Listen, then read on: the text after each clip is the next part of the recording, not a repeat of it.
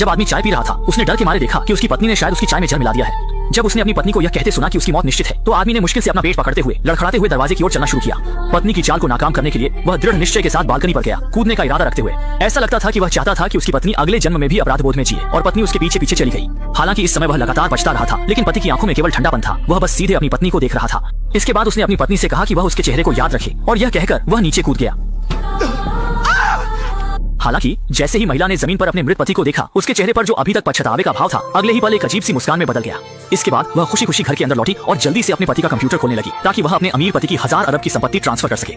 Laura को लगा कि उसका अगला जीवन बिना किसी चिंता के बीतेगा, लेकिन जैसे ही उसने कुशलता से पासवर्ड डाला उसने पाया कि उसके पति के खाते में दोहरी सत्यापन की आवश्यकता है। न केवल पासवर्ड की आवश्यकता थी बल्कि पति के चेहरे की पहचान भी चाहिए थी। यह स्थिति देखकर वह तुरंत बालकनी की ओर दौड़ी।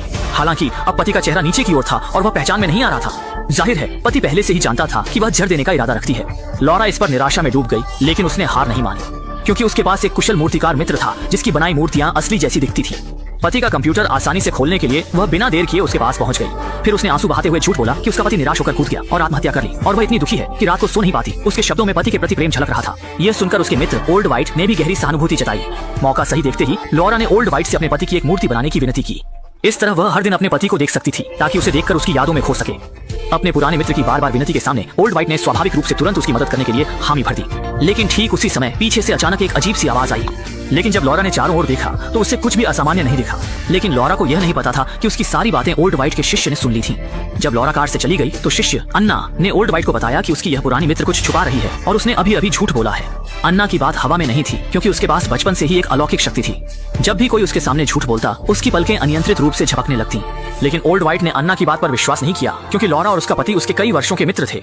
भले ही उसने उसे धोखा दिया हो, वह इसे कोई बड़ी बात नहीं मानता था। अब वह केवल अपने मित्र की इच्छा पूरी करने में मदद करना चाहता था और उसने मूर्ति बनाना शुरू कर दिया। लेकिन अन्ना को यह समझ नहीं आया कि पहले वे तीनों एक साथ थे लेकिन अब वे अलग क्यों हो गए हैं। यह सवाल सुनकर ओल्ड वाइट ने भी धीरे धीरे कई दशक पहले की एक घटना बताई। जब वे तीनों युवा थे उन्होंने मिलकर एक फिल्म कंपनी शुरू की थी। उस दिन वे एक जलपरी के पानी के नीचे के दृश्य की शूटिंग कर रहे थे। सुरक्षा के लिए उन्होंने एक आपातकालीन उपकरण अभिनेत्री की कलाई पर बांध दिया था और उसे बताया था कि अगर पानी में सांस लेने में कठिनाई हो तो तुरंत चेतावनी लाइट को दबा दे ताकि वे तुरंत बचाव कर सके। लेकिन क्योंकि वह एक पूर्णतावादी था उसने उस दृश्य को बार बार शूट करने की मांग की, जिससे अंततः अभिनेत्री की पानी में डूबकर मौत हो गई। इस घटना के बाद ओल्ड वाइट ने गहरा अपराधबोध महसूस किया और उसने अभिनेत्री की मौत का दोष खुद पर ले लिया। वह फिल्म उद्योग से बाहर हो गया और कंपनी को अपने 2 मित्रों को सौंप दिया, जबकि वह इस पुराने स्टूडियो में छिप गया और इन स्वनिर्मित मूर्तियों के साथ समय बिताने लगा। ये सुनकर शिष्य ने तुरंत अपने गुरु को सांत्वना दी, ये कहते हुए कि यह उसकी गलती नहीं थी।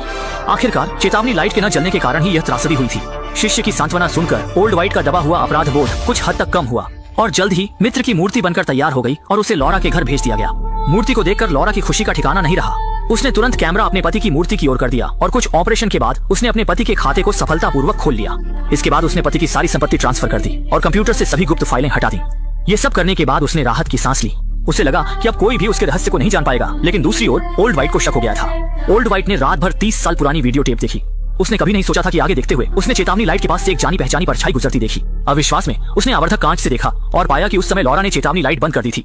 यह देखकर ओल्ड वाइट को लगा कि उसके पैरों तले जमीन खिसक गई है। उसे विश्वास नहीं हो रहा था कि उस अभिनेत्री की मौत का उससे कोई लेना देना नहीं था। ये सब लॉरा की करतूत थी। इससे वह लॉरा जैसी पुरानी मित्र से डरने लगा। जवाब मांगने के लिए वह रात भर लॉरा के पास गया और उससे पूछा कि उसने उस समय ऐसा क्यों किया। जब लॉरा ने देखा कि उसका राज खुल गया है तो उसने तुरंत पूरी कहानी बता दी।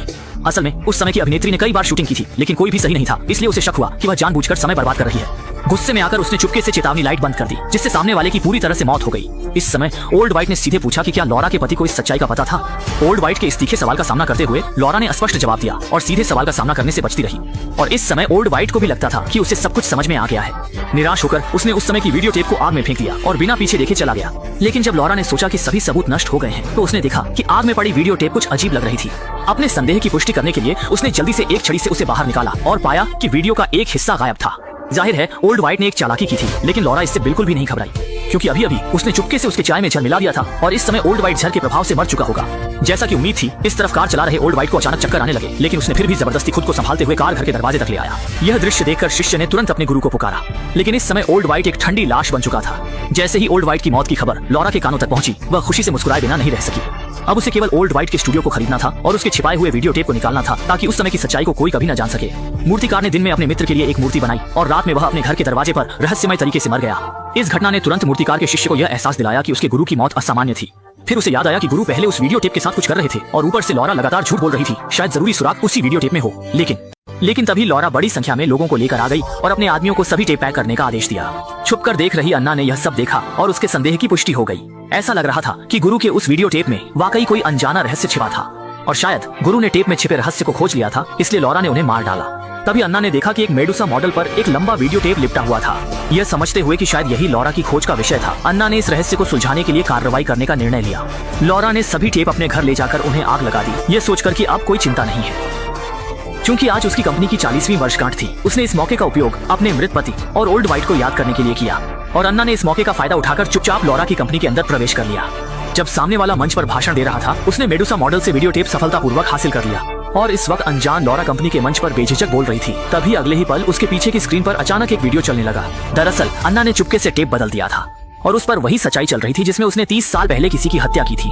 जैसे ही सच्चाई सबके सामने पूरी तरह उजागर हो गई, डर के मारे वह बिल्कुल भी शांत नहीं रह सकी। घबराते हुए वह मंच छोड़कर भाग गई। लेकिन तभी उसने देखा कि गलियारे में सभी मॉडल जीवित हो गए हैं और उसकी ओर विभिन्न मुद्राएं बना रहे हैं। भ्रमित होकर उसने देखा कि उसके पति का मॉडल भी जीवित हो गया है और उसे एक शैतानी मुस्कान दे रहा है। इसके बाद वह बिना पीछे देखे बालकनी की ओर बढ़ गया और पहले की घटना को दोहराया और इस समय लॉरा भी अनियंत्रित होकर उसके पीछे कूद गई।